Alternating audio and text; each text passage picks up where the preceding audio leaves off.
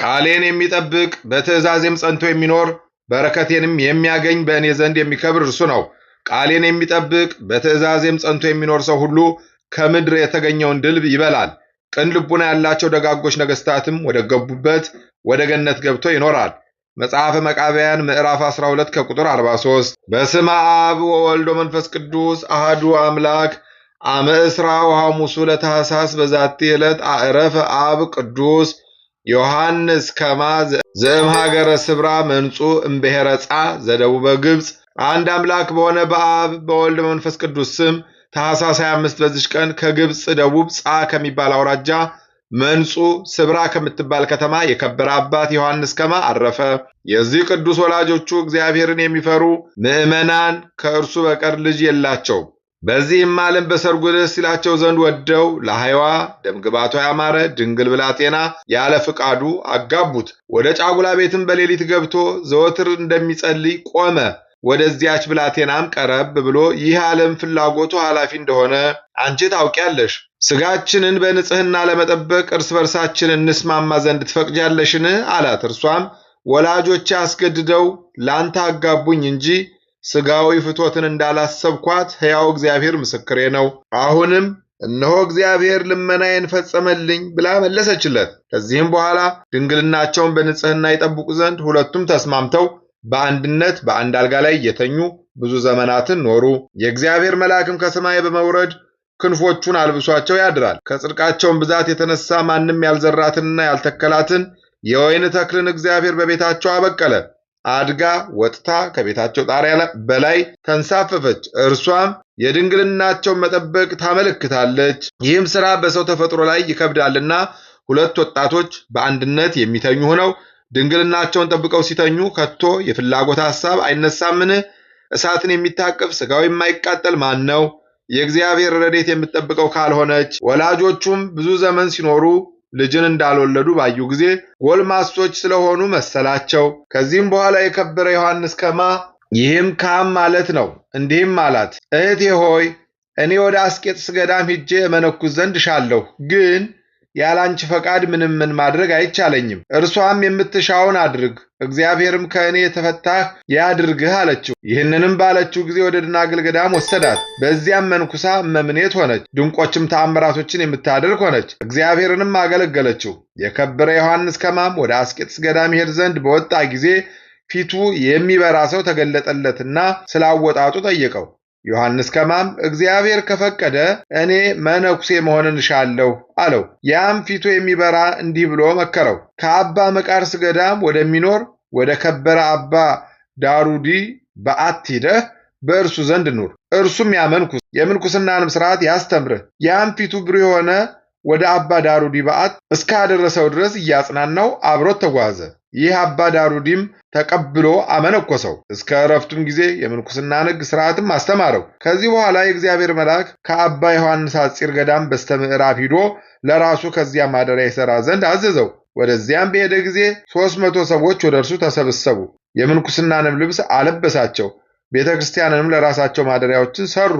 ሥርዓትንም ምስጋናንም የእመቤታችንን የማርያምን ውዳሴ አስተማራቸው። በአንዲት ዕለትም የእመቤታችን የማርያምን ውዳሴዋን በመንፈቀ ሌሊት ቆመው ሲጸልዩ የከበረ ሐዋርያ አትናቴዎስ ተገለጠለትና የረቀቁ ምስጢሮችን ገለጠለት። በዚችም ዕለት ወዲህ በሰለስቱ ደቂቅ ጸሎት ፍጻሜ የቅዱስ አትናቴዎስ ስም የሚጠሩ ሆኑ። ከዚህ በኋላ በአንዲት ዕለት እመቤታችን የከበረች ድንግል ማርያም ተገልጣለት ይህች ቦታ ለዘላለሙ የኔ ማደሪያ ናት፣ እኔም ካንተ ጋር እንደኖርኩ ከልጆች ጋር እኖራለሁ፣ ስሜም በዚህ ገዳም ሲጠራ ይኖራል አለችው። ይህችም ቤተ ክርስቲያን አምላክን በወለደች በእመቤታችን ስም የተሰራች ናትና። በላይኛዋም ግብፅ ገዳማት አሉ። በውስጣቸውም የሚኖሩ መነኮሳት በእርሱ ጥላ ስር መሆንን ወደው ወደ እርሳቸው መጥተው የእርሱን ሥርዓተ ማኅበርና ሕግ ያስተምራቸው ዘንድ እየለመኑት ወደ እርሱ መልእክትን ላኩ። እርሱም ከደቀ መዛሙርቱ አንዱን ስሙ ሲኖዳ የሚባል ጠርቶ እኔ እስከምመለስ ለመነኮሳቱ ቁምላቸው አለው። እርሱም አባ ዮሐንስ ከማ ከላይኛው ግብፅ እስከሚመለስ በእግሮቹ ቆመ፣ አላንቀላፋም፣ በምድር ላይም አልተኛም። በተመለሰም ጊዜ ቁሞ እግሮቹን አብጠው ተልተው ከሳቸው ትል ሲወጣ አገኘው። አባ ዮሐንስም ልጄ ሲኖዳ ሆይ ለምን ይህን አደረግክ? እኔ ቁምላቸው ብዬ ያዘዝኩ ስለ እኔ ሆነ አስተዳድራቸው፣ ስራቸውን እንድትቆጣጠር እንድታዛቸውም ነበር አለው። እርሱም ከእግሮቹ በታች ሰግዶ አባቴ ሆይ ይቅር በለኝ ከበጎ ሥራ ምን አልሰራሁምና አለው። ከዚህ በኋላም ከዚህ ከኃላፊው ዓለም ድካም ተለይቶ በዘላለማዊ የተድላ ማደሪያ የሚያርፍበት ጊዜ ሲቀርብ ጥቂት ታሞ ነፍሱን በእግዚአብሔር እጅ አስረከበ። ለእግዚአብሔር ምስጋና ይሁን። እኛንም በዚህ አባት ጸሎት ይማረን፣ በረከቱም ከኛ ጋር ትኖር ለዘላለሙ አሜን። በዚህች ዕለት በሜዶናውያን በሞዓባውያን ዘመነ መንግስት የከበሩ 5 መቃባውያን በሰማዕትነት ሞቱ። ክፋትን የሚወዳት ስሙ ፂሩጻይዳ የሚባል አንድ ንጉሥ ነበረ። ከስልጣኑ በታች የጸኑ ጭፍሮች አሉ። የሚያመልካቸውም 50 በወንዶች 20 በሴቶች አምሳል የተሰሩ ጣዖቶች አሉት። በጠዋትና በማታ መስዋዕትን ያቀርብላቸዋል። ሰዎችንም እንዲሰዉ ያስገድዳቸው ነበረ። ከብንያምም ወገን የሆነ ስሙ መቃቢስ የሚባል አንድ ሰው ነበረ። ለእርሱም መልከ መልካም የጸኑ 3 ልጆች አሉት። ከእርሳቸውም ግስላውን እንደ ዶሮ አንቆ የሚገድል አለ። በአንዲት ዓመታትም አንበሳ የሚገድል አለ። በአንድ ጊዜም ሰይፍ መዞ በሰይፍ ውስጥ 100 ሰው የሚገድል አለ። እነርሱም ውበትንና ግርማን የተሸለሙ ናቸው። ከሁሉ የሚሻል የልብ ውበትን እነርሱም የሥጋ ሞትን ያልፈሩ እግዚአብሔርን የሚያመልኩ ናቸውና። ንጉሡም እናንተ አመፀኞች ለአማልክቶች እንዴት አትሰግዱም አላቸው። እነርሱም በአንድ ቃል እኛ ለረከሱ አማልክቶች አንሰግድም፣ እኛንም አንተንም ለፈጠረ ሕዝቡንም በእውነትና በቅንነት ትጠብቅ ዘንድ ላነገሰ አንተ ግን ቸል ብለህ ለዘነጋኸው እግዚአብሔር እንሰግዳለን እንጂ ብለው መለሱለት። ከዚህም በኋላ የተራቡ አራዊትን በላያቸው እንዲሰዱ አዘዘ። እነዚህም ለቅዱሳን ሰግደው ተመልሰው ከካህዲያን 75 ሰዎችን ገደሉ። በጭንቅም ወደ ማደሪያቸው መለሷቸው። እኒህም ቅዱሳን ወደ ወህኒ ቤት ጨመሯቸው። ሌሎች 2 ወንድሞቻቸውን መጥተው ከእነሱ ጋር ተቀላቀሉ። ንጉሡም 5ቱን ወንድማማቾች አይቶ እጅግ ተቆጥቶ ከሚነድ እሳት ውስጥ ጨምሯቸው ዘንድ አዘዘ። ነፍሳቸውንም በእግዚአብሔር እጅ አስረከቡ። ከዚህም በኋላ የቅዱሳኑን ሥጋ አመድ እስከሚሆን ያቃጥሉ ዘንድ ዳግመኛ አዘዘ። እሳቱም ከቶ አልነካቸውም። ዳግመኛም ከባዶች ድንጋዮችን ከሥጋቸው ጋር አስረው ከባህር ውስጥ ያሰጥሟቸው ዘንድ አዘዘ። ባህሩም አልዋጣቸውም። ለዱር አራዊትና ለሰማይ ወፎችም እንዲጥሏቸው አዘዘ።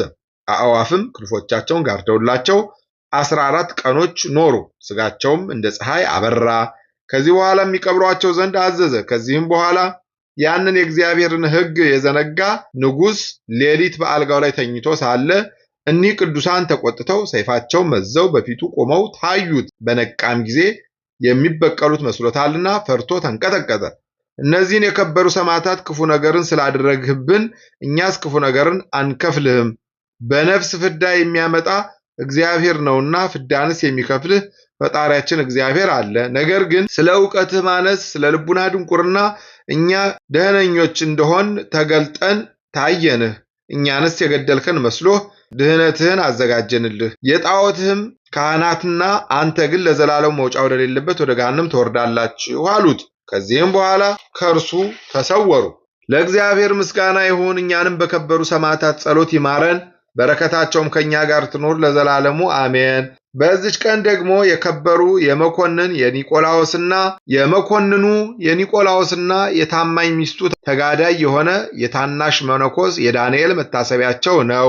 አንድ አምላክ በሆነ በአብ በወልድ በመንፈስ ቅዱስ ስም ታኅሳስ 26 በዚች ቀን ከሮሜ ሀገር የከበረች አንስጣስያ በሰማዕትነት ሞተች። ምስጋና ይሁን ለአብ ለወልድ ለመንፈስ ቅዱስ አንድ አምላክ በሚሆን ዛሬም ዘወትርም ለዘላለሙ አሜን። በታኅሳስ 25 ቀን የሚከበሩ ዓመታዊ የቅዱሳን በዓላት ቅዱሳን 5ቱ መቃብያን፣ ቅዱስ ዮሐንስ ከማ እና የተቀደሰች ሚስቱ፣ ቅዱስ ዳንኤል መነኮስ፣ ቅዱስ ኒቆላዎስ መኮንን። ወርሃዊ በዓላት ቅዱስ መርቆሬዎስ ሰማዕት፣ ቅድስት ቴክላ ሐዋርያዊት፣ ቅዱስ አበከረዙን ሰማዕት፣ ቅዱስ ዱማዲዮስ ሶርያዊ፣ አቡነ አቢብ አባቡላ፣ ቅዱስ አባ አቡፋና ጻድቅ፣ ታላቁ አባ ቢጻሬዎን ገዳማዊ። ቃሌን የሚጠብቅ በትእዛዜ ጸንቶ የሚኖር በረከቴን የሚያገኝ በእኔም ዘንድ የሚከብር እርሱ ነው። ቃሌን የሚጠብቅ በትእዛዜም ጸንቶ የሚኖር ሰው ሁሉ ከምድር የተገኘውን ድልብ ይበላል።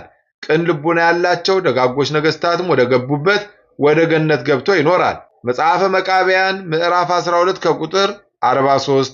የሰማነውን በልቦናችን ያሳድርብን። ከቅዱሳን አባቶቻችን ከቅዱሳት እናቶቻችን በረከት ረድኤት ያሳትፈን። ክፉውን ያርቅልን፣ በጎውን ያቅርብልን። ጸሎታችን ልመናችን ይቀበለን።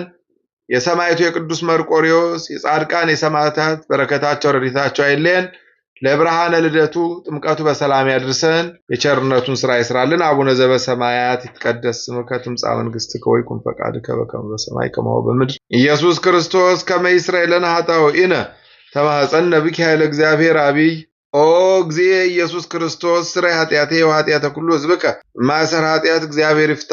እግዚአብሔር ይባርክ። ሰላም ያሳደረ ሰላም ያውለን፣ ሰላም ያዋለ ሰላም ያሳድረን። ይቆየን።